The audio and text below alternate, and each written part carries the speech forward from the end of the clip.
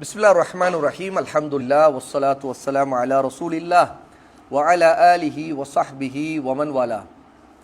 ஷேக் முஹம்மது இப்னு அப்துல் வஹாப் ரஹிமஹுல்லாஹி தஆலா 4 விஷயங்களை கற்றுக்கொள்வது நம் மீது கட்டாய கடமை என்று சொன்னாங்க. அதில் முதலாவது அல் இல்ம் வ ஹுவ மஅரிஃபத்துல்லாஹ் வ மஅரிஃபத்து நபிஹி வ மஅரிஃபத்து தீனில் இஸ்லாமி பில் அதில்லா. அல்லாஹுவை அறிவது, அவனுடைய நபியை அறிவது, இஸ்லாமிய தீனை ஆதாரங்களுடன் அறிவது. இரண்டாவது அல் அமலு பிஹி, இந்த அறிவு, இந்த கல்வியின்படி செயல்படுவது.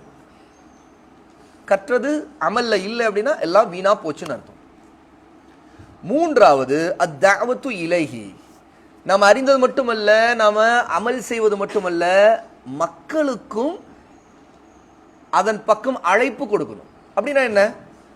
அத்தாவா, தாவத்துன்னு சொல்றாங்கல்ல உருதுல.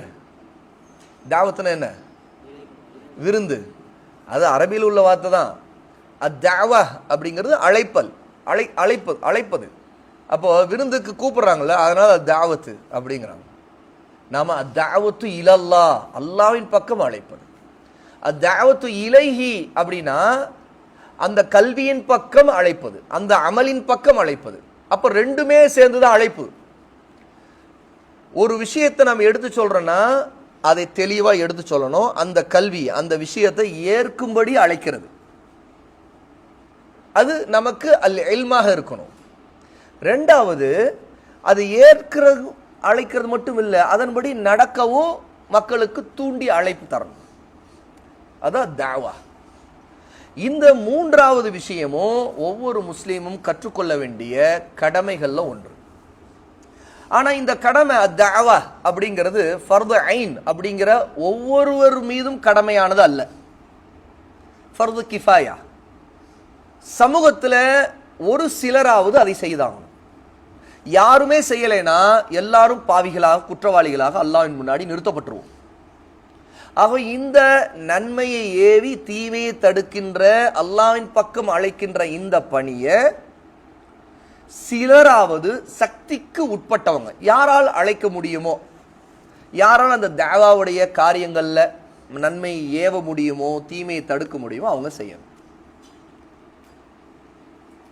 இது ஒரு கடமை. அப்படிங்கறனாலதான் 4 வகையான கடமைகள்ல 3வது வகையில ஷேகுல் இஸ்லாம் முஹம்மது இப்னு அப்துல் வஹாப் ரஹிமஹுல்லா இதை குறிப்பிடுறாங்க.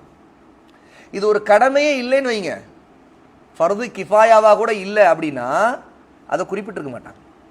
எப்படி இல்மு, மார்க்க அறிவை, அல்லாஹ்வை பற்றி அறிவை, நபியை பற்றி அறிவை, இஸ்லாமை பற்றி அறிவை கற்றுக்கொள்வது, ஆதாரங்களுடன் கற்றுக்கொள்வது கடமையோ, அந்த கல்வியின்படி அமல் செய்வது கடமையோ, அடுத்தது 3வது அதன் பக்கம் மக்களை அழைக்கணும். ஏன்னா நாம கற்றுக்கொண்டு நாம மட்டும் அமல் செய்து நாமளே சொர்க்கம் போலான்னு நினைக்கிறது எவ்வளவு பெரிய சுயநலம். அப்ப அந்த சுயநலத்தோட நபி இருந்தா என்ன இருக்கிறது? நாம் அந்த சுயநலத்தோடு நபி தோழர்கள் இருந்தானா இஸ்லாம் பரவி இருக்குமா? அப்ப இஸ்லாம் எப்படி பரவுச்சு? நன்மைகள் எப்படி பரவுது அப்படின்னா அழைக்கிறது கொண்டுதான். நன்மை ஏவுவதை கொண்டுதான் நன்மை பரவும். தீமை தடுக்கிறது கொண்டுதான் தீமை தடுக்கப்படும். நன்மை ஏவிக்கொண்டே இருங்க, தீமை தானா போயிடும் அப்படின்னு சொல்றது பொய். அது ஒரு அசத்தியமான கருத்து. தப்லீகில் உள்ள ஜமாத்தில் இருக்கக்கூடிய அந்த சகோதரர்கள் அறியாமையின் காரணமா இந்த ஒரு வார்த்தை சொல்லுவாங்க. நீங்க நன்மை மட்டும் சொல்லுங்க, தீமை தானா போயிடுமா? தீமை சுட்டி காட்டணும். அப்ப தீமை தடுக்கிறது தானே அது. அப்ப எது தீமை என்பது சொல்லப்பட வேண்டும் மக்களுக்கு. ஷிர்க்கும் குஃப்ரும் பிதஅத்தும் எவ்வளோ பரவுது. நாம வெறும் தௌஹீதை சொல்றோங்கிற பேர்ல ஷிர்க்க பத்தியே பேசல. அல்லாஹ் வணங்கு, அல்லாஹ் வணங்குன்னு சொன்னா அல்லாஹ் அல்லாதவங்களை வணங்கக்கூடாதுன்னு சொல்லணுமா இல்லையா? அதான் தீமையை தடுக்கிறது. சுன்னத்தை பின்பற்றுங்கன்னு மட்டும் சொல்லுவோம், ஆனா பிதஅத் எதுன்னு மக்களுக்கு சொல்ல மாட்டோம்னா என்ன ஆகும்? இதுதான் தப்லீக் மக்கள் செய்யக்கூடிய தவறு. ஏன்னா அவங்களுக்கு அதை பத்தி கல்வி இல்லை. அவங்க மட்டும் இல்ல, இன்னைக்கு நிறைய யாரெல்லாம் பிரச்சாரத்துல தாவாவுல நன்மையை மட்டும் சொல்லுங்க, தீமையை சொல்லாதீங்க, எது தீமைன்னு நீங்க சொல்றதுனால பிரச்சனை வருது. அதே மாதிரி யார் அந்த தீமையை பரப்புறாங்க, பிதஅத்வாதிகள் பரப்புறாங்க இல்ல, அந்த பிதஅத்வாதிகள் இனம் காட்டினாலும் பிரச்சனை வருது. ஏன்? அவங்க உடனே கிளம்புறாங்க, நமக்கு எதிராக வராங்க, அவங்களுக்கு ஒரு கூட்டம் இருக்குது, அந்த கூட்டம் நமக்கு எதிர்க்குது. ஹிஸ்பியத், இயக்க வெறி, அமைப்பு கட்சி வெறி, கோஷ்டி வெறி. இதனால் என்னன்னு கேட்டால் நம்முடைய பிரச்சனை, சக்தி உள்ளவர்கள் அதை செய்து ஆகணும். அவங்க தான் அல் முஜாஹித், போராளிகள், அல்லாஹ்வுக்காக ஜிஹாத் செய்கிறோம். ஜிஹாதுனாவே வாள் எடுத்து சண்டை போட்டால் ஜிஹாது இல்லை. சத்தியத்தை சொல்வதற்காக நன்மை ஏவும் தீமையை தடுக்கும் அந்த பாதையில் ஒருத்தர் இருக்கிறார் பாருங்க, அவர் பெரிய சோதனைக்குள்ளாவார். அந்த சோதனை அவர் அந்த போரில் அவர் நின்றுக்கிட்டு தான் இருக்கிறார். அதுக்கு அல்லாஹ்வுடைய மிகப்பெரிய கூலி இருக்கும். ஷிர்க்குக்கும் பிதத்துக்கு எதிராக பேசுறது, கண்டிக்கிறது, அதன் பக்கம் மக்களை தடுக்கிறது, தௌஹீதின் பக்கம் அழைக்கிறது, சுன்னாவின் பக்கம் அழைக்கிறது, இது ஒரு ஜிஹாது. இது அல்லாஹ் தஆலா குர்ஆன்ல நபி ஸல்லல்லாஹு அலைஹி வஸல்லம் அவர்கள் சொன்னார், குர்ஆனை கொண்டு ஜிஹாது செய்வீராங்கறான். வாளை கொண்டு ஜிஹாத் செய்யறத பத்தியும் குர்ஆன்ல வந்திருக்குது. குர்ஆனை கொண்டு ஜிஹாத் செய்யுங்கள். ஆயத்து யாருக்காவது ஞாபகம் வருதா? இந்த கருத்துல அந்த ஆயத்து, குர்ஆனை கொண்டு போரிடுவீராக, ஜிஹாத் செய்வீராக. உங்களுக்கு ஒரு ஒர்க், இந்த ஆயத்தை தேடி நீங்க அடுத்த வாரம் சொல்லணும் இன்ஷா அல்லாஹ். குர்ஆனை கொண்டு போர் செய்வீராக. அப்ப அல்லாஹ் தஆலா அதை சொல்றது காரணம் என்ன? குர்ஆனுடைய ஆயாத்துகளை ஏவி நன்மையை ஏவணும், ஓதி நன்மையை ஏவணும். இவற்றை ஓதி தீமையை தடுக்கணும். ஷிர்க் எது எது குர்ஆன் கண்டிக்குதோ அதை எடுத்து சொல்லணும். பித்அத், சுன்னாவை கொண்டு பித்அத்தை எதிர்க்கணும். இது எல்லாமே அத்தாவதால அடங்கும். அத்தாவத்து இலல்லான இதுதான் அல்லாஹ்வின் பக்கம் அழைப்பது. அப்போ நாம் கற்றுக்கொண்டால் மட்டும் போதாது, நாம அமல் செய்தால் மட்டும் போதாது. நமக்கு சக்தி இருந்தால் நம்மால் பேச முடியும், நம்ம எடுத்து சொல்ல முடியும், அறிவுரை சொல்ல முடியும். அப்படின்னா நாம மக்களை அல்லாஹ்வின் பக்கம் அழைக்கணும். இது ஒரு ஃபர்து கிஃபாயா. யாருமே செய்யாவிட்டா எல்லாரும் குற்றவாளியாயிருவாங்க. ஏன்னா இது ஒரு கடமையை தவறிய குற்றம்.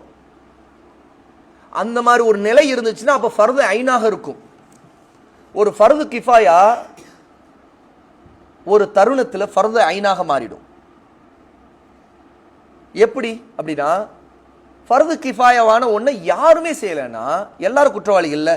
அப்போ எல்லாரும் செய்யாத அந்த குற்றத்தை நீக்க வேண்டிய தேவை இருக்கும் வரைக்கும் யாராவது ஒருத்தருக்காவது செய்யணுமா, யாராவது ஒருத்தராக செய்யணும்ல, அப்போ ஒவ்வொருத்தரும் கடமையா இருக்குன்னு அர்த்தம்.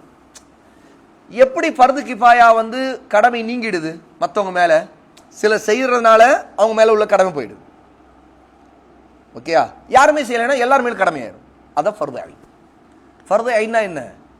எல்லாரும் மீது கடமையாகிறது. 5 வேளை தொழுகை எல்லாருக்கும் கடமை, அது ஃபர்து ஐன். ஜனாசா தொழுகை ஃபர்து கிஃபாயா. யாராவது சிலராவது ஒரு முஸ்லிம் ஜனாசா என்று அறியப்பட்டுச்சுன்னா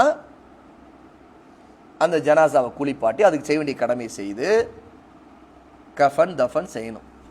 அதுக்கு தொழுகை நடத்தி இருக்கணும். அந்த ஜனாசாவை பற்றி தெரிஞ்சு அது ஒரு முஸ்லீம் ஜனாசா, தெரிஞ்சவங்க யாரும் அதுக்கு தொழுகை நடத்தலை, ஆனால் முஸ்லீம் தான். அந்த முஸ்லீம்னா என்ன? தொழுகையாளி தான். தொழவே இல்லை அப்படின்னா முஸ்லீம் இல்லை, காஃபிர். வாழ்க்கையில் தொழவே மாட்டான் அப்படின்னா காஃபிர். நல்லா பாதுகாக்கணும். விஷயம் என்னன்னு கேட்டா, ஒரு முஸ்லிம் ஜனாசன் உறுதியா அறியப்பட்ட ஒன்றுக்கு யார் சொந்த பந்தவங்களோ தெரிஞ்சவங்களோ அந்த ஊர்க்காரங்களோ யாரும் தொழுகை நடத்தல, அப்படி கிடக்குது. இப்ப என்ன ஆகும்? எல்லார் மீது கடமையாயிருச்சு. அந்த கடமை எப்போ நீங்கும்னா, யாராவது சிலர் செய்துட்டாங்கன்னா தப்பிச்சிட்டாங்க மற்றவங்க, இல்லைன்னா எல்லாரும் பாவிகள். யாரெல்லாம் தெரிஞ்சு அந்த முஸ்லீமுக்கு தொழுகை நடத்தலையோ அந்த முஸ்லீம் ஜனாசாவுக்கு எல்லாரும் பாவிகள். அது போலதான் தாவா ஃபர்து கிஃபாயா தான். ஆனா யாருமே நன்மை எவ்வளவு, யாருமே தீமை தடுக்கல, எல்லாரும் அமைதியா இருக்கிறாங்க அப்படின்னா எல்லாரும் குற்றவாளியா இருக்கும். அல்லாஹ் பாதுகாக்க. அப்போ நன்மையவும் தீமையை தடுக்க வேண்டிய இந்த பணி, இந்த கடமை, பொறுப்பு, இதை பற்றி தான் ஷேகுல் இஸ்லாம் முஹம்மது பின் அப்துல் வஹாப் ரஹிமஹுல்லா இங்க 3வது கடமையாக குறிப்பிடுறாங்க. இதற்கு 3 படிநிலைகள் அல்லது 4 குறிப்பிட்டிருக்காங்க. படிநிலைனா மராத்திப், லெவல்ஸ். இங்கிலீஷ்ல லெவல்ஸ் சொல்றாங்கல்ல, அதான் ஸ்டேஜஸ், லெவல். அந்த படிநிலை இருக்குது, அதுல 1 3ஆகவோ இல்ல 4ஆகவோ இருக்கும் அப்படின்னு இந்த இடத்துல ஷேக் முஹம்மது சாலிஹ் அல் உசைமீன் ரஹிமஹுல்லாஹி தஆலா விளக்கம் எழுதுறாங்க. அத்தாவாவை பற்றிய மராத்திபுகள் 3 அல்லது 4ஆக இருக்கும்.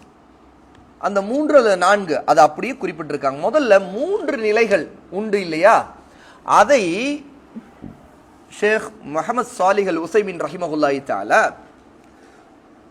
குர்ஆனுடைய சூரா அன்-நஹல் 16வது சூராவுடைய 125வது ஆயா அதன் மூலமா தெளிவுபடுத்துறாங்க. உதுஉ இலா சபீலி ரப்பிக பில் ஹிக்மதி வல் மௌஇதத்தில் ஹஸன வஜாதில்ஹும் பில்லதி ஹிய அஹ்ஸன்.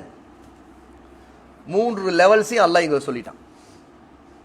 நபியே, உதுஉ இலா சபீலி ரப்பிக, உங்களின் இறைவனின் பாதையின் பக்கம், மார்க்கத்தின் பக்கம். சபீல் அப்படின்னா பாதை, ஆனா இங்க அல்லாஹ்வுடைய மார்க்கத்தை தான் அல்லாஹ் சொல்றான். ஏன்னா அல்லாஹ்வுடைய பாதைங்கிறது எது? அல்லாஹ்வுடைய மார்க்கம். அல்லாஹ்வுடைய பாதையில இருக்கணும். எந்த பாதையில இருக்கணும்? அப்ப அல்லாஹ்வுடைய மார்க்கத்தின்படி இருக்கணும். அது என்ன? அல் இஸ்லாம். உதுஉ இலா சபீலி ரப்பிக, உமது இறைவனின் சபீல் பாதை அப்படின்னா இஸ்லாம், இஸ்லாமின் பக்கம். உது, அழைப்பீராக. எப்படி அழைக்க வேண்டும்? முதல்ல அல்லாஹ் தஆலா கடமையாக்கிட்டான். நபி ஸல்லல்லாஹு அலைஹி வஸல்லம் கடமை, அழைப்பது கடமை. அப்ப தாவா ஏன் கடமையா இருக்குது நம்ம இது அப்படின்னா ரசூலுல்லாஹ்வுக்கு அல்லாஹ் கடமையாக்கணும். ஆனா எல்லார் மீது கடமை அல்ல, சக்தி உள்ளவர்கள் செய்யணும். நபிமார்களுக்கு அது கட்டாயம். நபிமார்களை பொறுத்த வரைக்கும் அது ஃபர்து ஐனாவே இருக்கும். சாதாரண மனிதர்கிட்ட ஃபர்து கிஃபாயா, சமூகத்தின் மீது பார்க்கும்போது ஃபர்து கிஃபாயா. நபிமார்களுக்கு கட்டாயமாயிருது. ஏன்னா அவங்க அழைக்கணும். ஏன்னா அல்லாஹ் சொல்லிட்டானா அழைச்சு தான் தீரணும். அவங்க அதை செய்யாம இருக்க முடியுமா? சத்தியத்தை அவங்க வழியா தானே சொல்லி ஆகணும். சத்தியம் வஹீயின் மூலமாக நபிமார்களுக்கு இறக்கப்படுது. அது அவங்க வழியா தானே வெளியாகி ஆகணும். அப்போ அவங்க வெளியில மக்கள் சொல்லித்தான் அழைக்கணும் மக்களை. அப்போ அல்லாஹ் தஆலா நபி ஸல்லல்லாஹு அலைஹி வஸல்லமுக்கு இங்க நேரடியா கட்டளையிடான். உது, அழைப்பீராக. யார? எதன் பக்கம்? இலா சபீலி ரப்பிக, உங்களது ரப்பின் பக்கம் அழைப்பீராக. யார? மக்களை தான் அழைக்கணும். சரி, எப்படி அழைக்கணும்? பில் ஹிக்மா, முதலாவது நிலை இதுதான். ஹிக்மாவை கொண்டு அழைக்க வேண்டும். ஹிக்மா என்றா தமிழ்ல அதை ஞானம் அல்லது நுண்ணறிவு, நுட்பமான அறிவு, மதிநுட்பம் அப்படின்னு சொல்லுவாங்க. ஆனா அல் ஹிக்மாங்கிறது அஸ்ஸுன்னா. ஏன்னா எந்த நுட்பமான அறிவோடு ரசூல் ஸல்லல்லாஹு அலைஹி வஸல்லம் அழைத்தாங்களோ அதைத்தான் நம்ம அந்த முறையை தான் அழைக்கணும். அதுதான் அல் ஹிக்மா. ரசூலுல்லாஹ் எவ்வளவு நுட்பமாக அழைத்தார்கள் மக்களை அல்லாஹ்வின் பக்கம் அப்படிங்கிறத அறியும் போது அது எதன் மூலம் அறிவோம்? சுன்னாவின் மூலம் தான் அறிவோம். அது குர்ஆனிலும் இருக்கு, சுன்னாவிலும். ஏன்னா குர்ஆனிலும் ஹிக்மா இருக்குது, ஹதீஸ்களையும் ஹிக்மா இருக்குது. ஏன்னா அதன் மூலமா தான் ரசூலுல்லாஹ் எப்படி மக்களை அல்லாஹ்வின் பக்கம் அழைத்தாங்கன்னு தெரிஞ்சுக்கிறோம். அதுதான் அல் ஹிக்மா.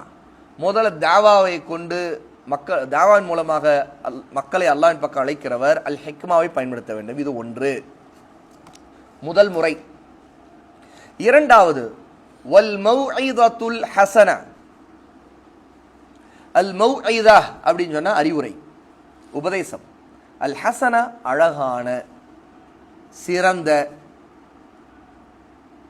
அப்போ நாம அழைக்கும் போது ரெண்டாவது நிலை என்னன்னு கேட்டா அழகான சிறந்த அறிவுரையை முன்வைக்க வேண்டும். அதான் குர்ஆன், மிகச்சிறந்த அறிவுரை. மௌஇதா என்ன? அல்லாஹ்வுடைய குர்ஆன் தான். அப்போ குர்ஆனை கொண்டு மக்களை அழைக்க வேண்டும். அதில் உள்ளதை எடுத்து சொல்லி மக்களை அழைக்க வேண்டும். மூன்றாவது நிலை வஜாதில்ஹும் பில்லதி ஹிய அஹ்ஸன். மேலும் நீங்கள் மிகச்சிறந்த அழகான முறைப்படி மக்களிடம் விவாதம் செய்வீராக. ஜிதால், ஜிதால் அப்படிங்கிறது விவாதம் செய்தல். ஒரு விஷயத்தை நீங்க அழைக்கிறீங்க, ஒருத்தருக்கு விளங்கல, அவர் சரியா உள்வாங்க முடியல, அவர் ஒரு கிராஸ் கொஸ்டின் கேட்கிறார், அவருக்கு புரிய வைக்கணும், அல்லது அவர் அது சரியா இருக்குமான்னு அவர் சந்தேகப்படுறாரு, அதை நீக்கணும். இப்போ நீங்க அவருக்கு விவாதிக்கிறீங்க, அவர்கிட்ட உரையாடுறீங்க, ஜிதால் பண்றீங்க. இது மூன்றாவது நிலை. இது மூன்றாவது நிலை தான். எடுத்தோன்னு விவாதம் பண்றது இல்லை. முதல்ல ஹிக்மத்தை கொண்டு அழகிய உபதேசத்தோடு அழைக்கிறது தான். அழைத்தல் முதல் இரண்டு நிலையிலே வந்துடும். அதாவது ஷேக் சாலிஹ் அல் உஸைமீன் ரஹிமஹுல்லாஹி தஆலா இன்னொரு இடத்துல இந்த புத்தகத்தை சொல்லல, வேற ஒரு நேரத்தில் சொன்னாங்க, தாவாங்கிறதுல முதல்ல அல்லாஹ்வுத்தாலா 2 தான் சொல்லியிருக்கிறான். அதில் அந்த 2ல தாவா முடிஞ்சிருது. எது? அல் ஹிக்மாவை கொண்டு அல் மௌஇதத்துல் ஹசனா, அழகிய அறிவுரை, அதை கொண்டு நாம செய்யும் போது அது தாவா முடிஞ்சிடும். அழைச்சிட்டீங்க, இப்ப ஏத்துக்கல ஒருத்தர், இப்ப என்ன? இப்பதான் 3rd ஸ்டேஜ் இருக்குது, 3வது நிலை. அழைச்சு ஏத்துக்கலையா, அப்ப ஜிதால் பண்றது. எதுக்குன்னா நீங்க அழைச்சதை அவர் ஏற்கணுங்கிறதுக்காக சொல்றது. ஆனா அவன் என்ன சொன்னாலும் ஏத்துக்க மாட்டேன்னு சொன்னா அதுக்கு பிறகு அடுத்த 4வது நிலை புறக்கணித்தல் தான். சரியா? அந்த மாதிரி உள்ளவங்க சத்தியம்னு அவங்களுக்கு தெளிவுபடுத்தப்பட்ட பிறகு அவங்க ஏத்துக்க மாட்டேன்னு சொல்றாங்கன்னா அவங்களுடைய பிடிவாதம் அல்ல கண்மூடித்தனம் அல்ல அல் ஜஹ்லுல் முரக்கப், என்ன அடி முட்டாள்தனம், சத்தியத்தை அசத்தியமா அசத்திய சத்தியமா நம்பிக்கை கொண்டிருக்கிறது, ஆதாரத்தை நிராகரிப்பது, இந்த மாதிரி பல காரணங்கள் இருக்கும் இல்லையா? அப்போ அதை நம்ம சரி செய்ய அவருக்கு தெளிவுபடுத்த நம்ம ஜிதால் பண்ணலாம். ஜிதால்ங்கிறது விவாதம் பண்ணலாம். அந்த விவாதங்கிறது 3வது ஸ்டேஜ் தான். இது அழைக்கிறது 2 நிலையை முடிச்ச பிறகு அவர் மறுக்கும் போது நாம அடுத்த நிலைக்கு போறோம், 3வது நிலை. அதான் மர்த்தபா. மர்த்தபான ஸ்டேஜ் லெவல். மர்த்தபாவுடைய ப்ளூரல் பன்மை தான் மராத்திப். ஓகே, மராத்திப். இதுல 3வது மர்த்தபாங்கிறது இதுதான். சரியா? இந்த 3 விஷயத்தையும் அல்லாஹ் சுப்ஹானஹு வ தஆலா இந்த ஆயத்தில் குறிப்பிட்டிருக்காங்கறாங்க ஷேக் சாலிஹ் அல் உஸைமீன் ரஹ்மஹுல்லாஹி தஆலா. 4வது விஷயம் அல்லாஹ் தஆலா இன்னொரு ஆயத்துல சொல்றான். சூரா அல் அன்கபூத் 29வது சூராவுடைய 46வது ஆயா, வலா துஜாதிலு அஹ்லல் கிதாபி இல்லா பில்லதி ஹிய அஹ்சன். வேதம் கொடுக்கப்பட்ட யூதர்கள் கிறிஸ்தவர்களிடம் அழகிய முறையில் தவிர நீங்கள் தர்க்கம் செய்யாதீர்கள். தர்க்கம் செய்யறது ஏற்கனவே அல்லாஹ் சொல்லியிருக்கான் இல்லையா? அந்த முந்தைய ஆயத்துல, சூரா நஹலுடைய ஆயத்துல, அந்த ஆயத்துல அல்லாஹ் சொல்றதுல இங்க இன்னொரு ஒரு விஷயம் சேர்த்து சொல்ல போறான் இந்த ஆயத்துல. அதைத்தான் நம்ம அடுத்த வரியில படிக்க போறோம். வேதம் கொடுக்கப்பட்டவர்களிடம் நீங்க தர்க்கம் செய்யுங்க. ஏன்னா நீங்க அழைச்சிங்க, அவங்க ஏத்துக்க மாட்டாங்க. அவளை சீக்கிரம் ஏத்துக்கிறது அவங்கள இருக்குல்ல இல்ல அவங்க. அப்போ நீங்க அவங்கள்ட்ட தர்க்கம் பண்ணலாம். சரியா? இந்த தர்க்கம் பண்ணக்கூடிய நேரம் நீங்க வேதம் கொடுக்கப்பட்டவர்களிடமும் நீங்க அழகான முறையில் தர்க்கம் செய்யணும். இல்லல்லதீன வலமு மின்ஹும், ஆனால் அவர்களில் இருக்கின்ற அநியாயக்கார கொடுமையாளர்களிடம் தவிர. இதான் 4வது நிலை. மோசமான அநியாயக்காரர்களிடம் தர்க்கம் பண்ணக்கூடாது. 4வது நிலை அதுதான். அவங்கள நீங்க புறக்கணிக்கணும். ஏன்னா அவங்க தர்க்கத்தையும் ஏத்துக்க தயார் இல்லை. அழகிய முறையில் நீங்க சொன்னாலும் ஏத்துக்க மாட்டாங்க. அந்த மாதிரி மக்கள்கிட்ட, ஏத்துக்கிற மக்கள்கிட்ட நீங்க ஜிதால் செய்யலாம், அழகான முறையில விவாதம் பண்ணலாம். ஆனா ஏத்துக்க மாட்டேன்னு சொல்றவங்க இருக்கானே, அப்போ அவன்கிட்ட அவன் வாலிம், அநியாயக்காரன். அப்போ அல்லாஹ் தஆலா இங்கே விதிவிலக்கு தரும்போது, வேதம் கொடுக்கப்பட்ட யூத கிறிஸ்தவரிடம் நீங்கள் அழகிய முறை தர்க்கம் செய்யுங்கள், ஆனால் இல்லல்லதீன வலமு மின்ஹும், அவர்களில் இருக்கின்ற கொடுமையாளர்களை தவிர அவர்களிடம் நீங்க தர்க்கம் செய்ய வேண்டாம் அப்படின்னு சொல்லி அல்லாஹு தஆலா இந்த ஆயத்தில் சொல்றதை கொண்டு அவர்களை புறக்கணிச்சு சொல்றாங்க. அப்போ 4வது நிலை என்னன்னு கேட்டா, நீங்க ஒருத்தவங்களுக்கு தாவா கொடுக்குறீங்க, ஹிக்மாவை கொண்டு, அழகான உபதேசமோ இதா ஹசனாவை கொண்டு, அது அவங்க ஏத்துக்காம இருக்கும்போது நீங்க விவாதமும் பண்றீங்க, எடுத்து அவங்களுக்கு தெளிவுபடுத்துறதுக்காக அவங்க கேள்விக்கு பதிலளிக்கிறீங்க, நீங்க மறுப்பு தரீங்க. இதுல வேதம் கொடுக்கப்பட்டவர்களும் வந்துருவாங்க, யார் வேணாலும் வந்துடலாம். ஆனா இந்த 3 நிலை முடிஞ்சிருச்சு. ஆனா அநியாயக்காரர்களும் ஒரு கேட்டகரி இருப்பாங்க. இதுவரைக்கும் சொன்னதெல்லாம் சாதாரண மக்கள். 4வது நிலை அநியாயக்காரர்கள். அது வேதம் கொடுக்கப்பட்டவங்களா இருக்கலாம், அதாவது யூதர் கிறிஸ்தவர்களே இருக்கலாம், அல்லது யூத கிறிஸ்தவ அல்லாத வேறு எந்த முஷ்ரிக்காவும் இருக்கலாம், யாராவும் இருக்கலாம். அவங்கள்ட்ட தர்க்கமும் பண்ணக்கூடாது. சரியா? அப்போ அவங்களை புறக்கணிக்க வேண்டும். அநியாயக்காரர்கள்ட்ட உட்கார்ந்து பேசக்கூடாது. ஏன் தெரியுமா? அவங்க நாம சொல்லுவதை இழிவுபடுத்தும் விதமாக, கேலி செய்யும் விதமாக நடந்து கொண்டால் அப்பொழுது நாம் அவர்களோடு விவாதம் செய்யவும் உட்காரக்கூடாது. இது வெறும் வேதம் கொடுக்கப்பட்ட யூதர்கள் கிறிஸ்தவர்கள் மட்டும் இல்ல, எல்லா விதமான கூட்டங்களிலும் யாராவது என் முஸ்லீம்கள் இருப்பான், மோசமான பிதத்வாதியா இருப்பான்.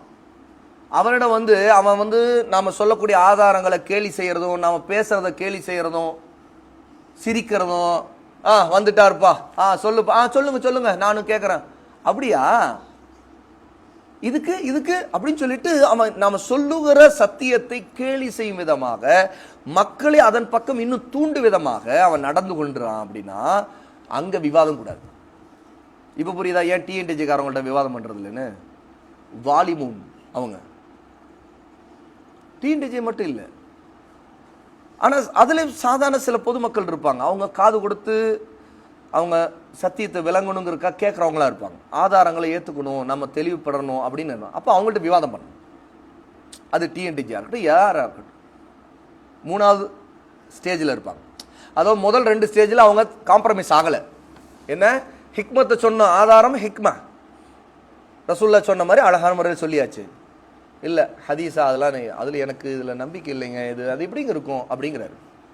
அவருக்கு உபதேசம் பண்ணுது, ஈமான் கொள்ளணுங்க, உங்கள் அறிவுக்கு எட்டுதோ இல்லையா, என் அறிவுக்கு எட்டுதோ, நம்ம அப்படி பார்க்கக்கூடாது, ஈமான் கொள்ள நம்முடைய கடமை, இது சஹீஹான ஹதீஸு.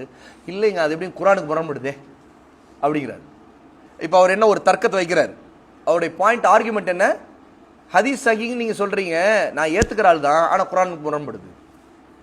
அப்படி இல்லைங்க, குர்ஆனுக்கு முரண்படலை, நீங்கள் தவறாக விளங்குறீங்க, உங்கள் அறிவுக்கு முரண்படுது, அதை நான் இது இப்படி நீங்கள் விளங்கணும், உலமாக்கள் விளக்கியிருக்கிறாங்க, இது இப்படி விளங்கணும் அப்படின்னு சொல்லிட்டு நீங்கள் அவர் சொல்லக்கூடிய ஆர்குமெண்ட்டுக்கு நீங்கள் பதில் ஆர்குமெண்ட் மூலமாக தெளிவுபடுத்துறீங்க. அவர் உடனே அடுத்த கட்டத்துக்கு தாவறார். இப்போ நீங்கள் அதுக்கு பதில் கொடுக்குறீங்களா, இதெல்லாம் உருட்டு, இதெல்லாம் உருட்டு, இதெல்லாம் உங்க கப்சா, இதெல்லாம் நீங்க கதை அடிக்கிறீங்க, எங்களுக்கு தெரியும், நீங்களாம் சலஃபிங்க, நீங்களாம் சவுதி கைக்கூலிங்க, எப்படி இப்படி போகுது பேச்சு. வந்துட்டாருப்பா பெரிய நமக்கு உபதேசம் பண்ணா வந்துட்டாருப்பா, எங்களுக்கு தெரியாததெல்லாம் இல்லை, நீங்க ஒன்றும் பெருசா எங்களுக்கு சொல்ல தெரியல, நாங்களாம் குர்ஆன் நிறைய படிச்சுட்டு தான் இருக்கிறோம், நீங்க ஒன்றும் சொல்ல தெரியல. அப்போ இவன் யாரு, இவன் அல் ஜாஹில் அல் முரக்கப், அல் ஜஹ்லுல் முரக்கப்ல இருக்கக்கூடிய ஜாஹில். அது மட்டுமல்ல வாலிம், மிக தைரியமாக குர்ஆன் சுன்னாவுடைய ஆதாரங்களை எடுத்து சொல்லக்கூடிய நேரத்தில் அதை ஏற்கக்கூடாதுங்கிறதுக்காக எகத்தாளம் பண்ணக்கூடிய குதர்க்கவாதி. இவர்கள் அநியாயக்காரர்கள். இந்த 4வது ஸ்டேஜில் வந்துட்டோம்னா டோட்டலி பைக்காட் பண்ணணும், அவங்கள ஹஜ்ஜர் செய்யணும். ஹஜ்ஜர் செய்யறது தான் அந்த இடத்துல தாவா, புறக்கணித்தல். அல்லாஹ் சுப்ஹானஹு வ தஆலா இந்த பண்பை இபாதுர் ரஹ்மானுடைய பண்பா சொல்லியிருக்கிறார். ரஹ்மானுடைய அடியார்களுடைய பண்புகள்ல ஒன்றாக அல்லாஹ் தஆலா இதை சொல்றான். வ இதா காதபஹுமுல் ஜாஹிலூன காலு ஸலாமா, மூடர்கள் அவரிடம் பேசினால் அவர்கள் உங்களுக்கு சலாம் உண்டாவதாக என்று புறக்கணிப்பார்கள். அதான் அங்க கருத்து. சலாம் உண்டாவதாகனா அவங்கள புறக்கணிச்சிடறது, கண்ணியமான முறையில் விலகிக் கொள்றது. நாம கண்ணியமா, மார்க்கத்துக்கு கண்ணியமா நாம் விளையணும். அவங்கள்ட்ட அதுக்கு பிறகு அவங்கள முற்று புறக்கணிக்க தான் செய்யணும். அவங்க அதுக்கு பிறகு அவங்கள்ட்ட எந்த உரையாடலும் இதில் வச்சுக்கூடாது. ஏன்னா இது என்ன ஆகும்னு கேட்டால் அடுத்தடுத்து அவங்க அதை யூட்டிலைஸ், அதை பயன்படுத்தி மேற்கொண்டு அவங்களுடைய குஃப்ரையோ அல்லது அவங்களுடைய வழிகேடான சிந்தனைகளையோ இன்னும் பலப்படுத்தி கொண்டே போவாங்க. அதனால தான் நம்முடைய சலஃப் பிதத்வாதிகளை முற்றிலும் புறக்கணிச்சாங்க. நம்முடைய சலஃப்னா யாரு, சஹாபா பின்பற்றி வந்த நல்லோர்கள். பிதத்வாதிகளை நம்ம கடுமையா புறக்கணிக்கணும். பிதத்து செய்யக்கூடிய சாதாரண மக்கள் இருப்பாங்க, அவங்க கல்வியை நம்ம சொன்னா காது கொடுப்பாங்க, அவங்கள புறக்கணிக்கிறது இல்லை, அவங்கள சொல்லித்தரணும். ஆனா அந்த குதர்க்கமும் விதண்டாவாதமும் பேசி அதன் மூலமாக சத்தியம் சொல்லப்படுவதை ரொம்ப ஏளனமாக எடுத்துக்கொள்றவங்க இருக்காங்கல்ல, அந்த தன்மை முனாஃபிக்களுடைய தன்மை. ஆகவேதான் சூரா பக்ராவுடைய ஆரம்பத்தில் பாருங்க, முனாஃபிக்குகள் என்ன செய்வாங்க, பரிகாசம் செய்வார்கள். தம்முடைய கூட்டத்திடம் போயிட்டு நாங்கள் அவங்களை கேலி தான் பண்ணிட்டு இருக்கோம், சும்மா கூட இருக்கிறோம் அப்படின்னு நீங்க நினைக்காதீங்க, அங்க கேலி பண்ணிட்டு இருப்போம், அவன் சொல்லுவான் அது இதுன்னு சொல்லுவான், நாங்க சிரிப்போம் அப்படின்னு சொல்லுவோம். அது முனாஃபியுடைய பண்பு. பிதத்வாதிகள் சிலர் மோசமானவர்கள், அவர்கள் நம்மோடு இருந்து கேலி செய்வார்கள். கடுமையாக அவங்கள்ட்ட புறக்கணிக்கணும். அவங்களுக்கு தெரியும் நம்ம அந்த இடத்துல நெருப்பு அப்படின்னு. சுன்னாவுடைய இடத்துல வரும்போது ஒரு பிதத்தை வச்சுக்கிட்டு சுன்னாவுக்கு எதிர்த்து நின்று பேசுறான்னா முதல்ல அவனுடைய நிலை என்ன? அவன் முதல் நிலையில் இருக்கிறானா, ரெண்டாவது நிலையில் இருக்கிறானா? இல்லை, மூணாவது நிலை அவன் ஜிதால் மூலமா தெளிவு பெறக்கூடிய சத்தியத்தை ஏற்கிறதுக்கு தெளிவு பெறக்கூடியவனா? இல்லை. அப்படியா கடுமையாக அவனை புறக்கணிக்கும், இல்லைன்னா அவனால் இன்னும் ஃபித்னா அதிகமாகும். ஆகவேதான் பிதத்வாதிகளில் ஒரு கட்டத்தில் மோசமான பிதத்வாத பிரச்சாரம் செய்யக்கூடியவர்களுடைய நிலையில நம்முடைய சலஃப் அவங்களுக்கு சலாம் கூட சொல்ல மாட்டாங்க. ஏன்னா அவங்களை கண்ணியப்படுத்துறதாயிரும். மக்கள் பார்க்குறவங்க அந்த ஆலிம் சாவே சலாம் சொன்னார்ப்பா, ரொம்ப முக்கியமான ஆள்பா அப்படின்னு நினச்சிக்குவாங்க. அவங்க ஒரு மிகப்பெரிய ஜாகில்கள், மிகப்பெரிய வாலிம்கள். அப்படிங்கிறதுனால நாம் அவர்களுக்கு சலாம் சொல்ல புறக்கணிக்கிறோம். இது அஹ்லு சுன்னாவுடைய சரியான மன்ஹஜ், வழிமுறை பிதத்வாதிகளை அணுகுவதில். இது இந்த இடத்துல பிதத்வாதிகளை மட்டும் பார்க்கல, பொதுவாகவே தாவாவை, சத்தியத்தை, நன்மையேவி தீமை தடுக்கிற பணியை செய்யும் போது அதற்கு எதிராக எதிர்வினையை மோசமான அநியாயத்தின் மூலமாக எதிர்வினை செய்யக்கூடியவங்களை நாம் அப்படித்தான் நடத்துவோம். அப்படிங்கிறதா இங்க 4வது ஸ்டேஜ். அதைத்தான் இங்க ஷேக் ரஹிமஹுல்லாஹி தஆலா முஹம்மது சாலிஹ் அல் உஸைமீன் ரஹிமஹுல்லா 4 நிலைகளை மர்த்தபா மராத்திப் இருக்குது அப்படிங்கிறத தாவால இந்த இடத்துல குறிப்பிடுறாங்க.